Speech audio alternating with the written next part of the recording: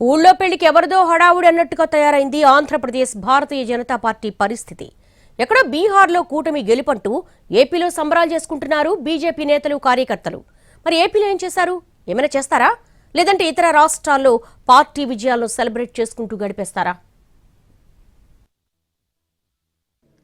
బీహార్లో బీజేపీ నేతృత్వంలోని ఎన్డీఏ కూటమి భారీ విజయం సాధించింది. ఆ పార్టీ ఖాతాలో మరో రాష్ట్రం చేరింది. ఆంధ్రప్రదేశ్లో బీజేపీ కార్యకర్తలు సంబరాలు చేసుకున్నారు. బీహార్లో గెలిచామంటూ రాష్ట్ర పార్టీ కార్యాలయం దగ్గర చిందులేశారు. ఏపీ బీజేపీ నేతల తీరు చూసి అంతా ముక్కును వేలేసుకున్నారు. ఏపీలో ఏదో ఒకటి చేసి అప్పుడు మాట్లాడకుండా ఏంటి పిల్ల చేష్టలు అనుకుంటున్నారు. ఏపీలో ఏం చెయ్యకుండా బీహార్లో గెలిచామంటున్నారు. వాళ్ల చిందులు చూసి బీహార్లో గెలిస్తే ఏపీలో ఈ హడావుడేంటో అనుకుంటున్నారు జనం. బీహార్ గొప్పలే చెప్తున్నారు కానీ జూబ్లీహిల్స్ లో డిపాజిట్లు దక్కలేదుగా, అంటే అది ఆ రాష్ట్ర పార్టీ నాయకులు పరిశీలిస్తారంటున్నారు ఏపీ నేతలు. అలాంటప్పుడు బీహార్ గురించి మాత్రం ఆ రాష్ట్ర పార్టీ నేతలు మాట్లాడరా? ఏంటో ఈ జోజ్యం.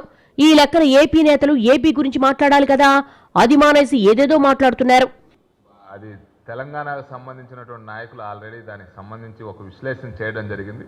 అది తెలంగాణకు సంబంధించినటువంటి రాష్ట్ర పార్టీ చూసుకుంటుంది.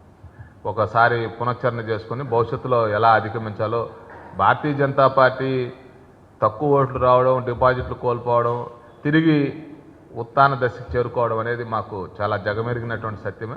ఏదో ఒకటి చెప్పి సర్దుకుపోవడం, ఎక్కడో జరిగింది చెప్పుకుని మురిసిపోవడం తప్ప ఏపీలో ఏమీ చేసేది లేదన్న చందంగా పార్టీ పరిస్థితి తయారైందని బీజేపీ కేడర్లోనే చర్చ జరుగుతోంది.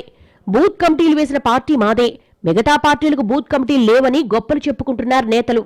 ప్రజల్లో ఎక్కడున్నారు సార్ అంటే ఎక్కడో గెలిచామని చెప్పుకోవడం, మాకు మేమే గొప్ప అనడం పరిపాటిగా మారిపోయింది ఏపీ బీజేపీకి.